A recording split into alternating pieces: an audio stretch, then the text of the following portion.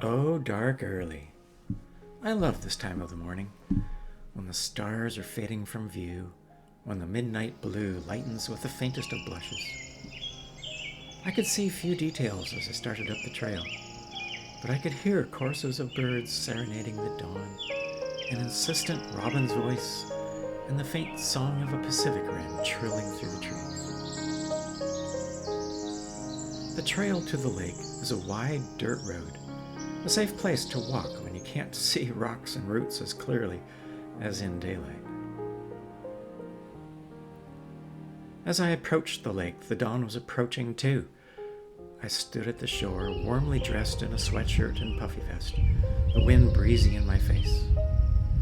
Another robin declared its presence, soon drowned out by an incoming pair of Canada geese, their honking echoing off the rock walls around the lake. I took the East Shore Trail, ripples of wavelets arriving silently at my feet. I hoped to get to the west side of the lake to see the sunrise, but I was content to enjoy whatever gifts of discoveries I may find along the way, regardless of how long it would take me. An orange-crowned warbler warbled its joy. I could now see Mount Erie rising in the west, still shrouded in pre-dawn gray and a little bit of fog. At the south end, the trail rises steeply, and my breathing had trouble keeping up with my walking. I had to shed my vest as I climbed.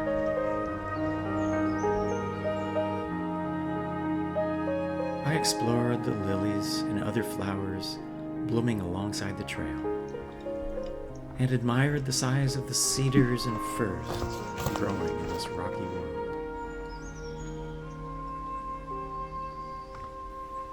Eventually, I was descending to the southwest corner, where an outlet gurgled a simple tune, and where Toot Swamp, love that name, lay carpeted in pond lilies and the calls of a redwing.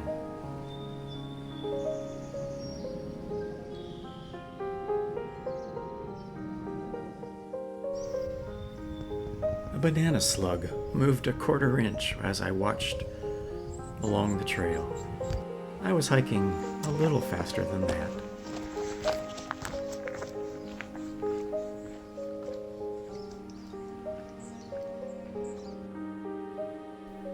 An elderberry bloomed in pure white. Ferns unfurled to play their fiddles in the symphony of life.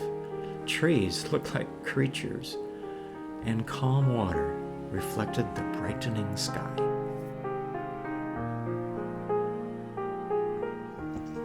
Once again the trail climbed, and once again I had to shed clothing, this time the sweatshirt. I was now heading east, back to the lake.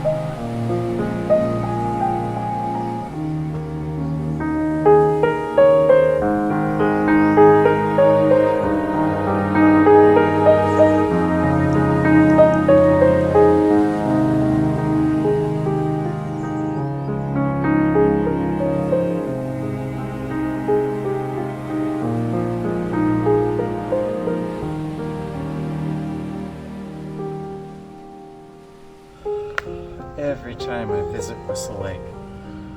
No matter the time of the day or night, I always feel like I am lost somewhere in the Cascades.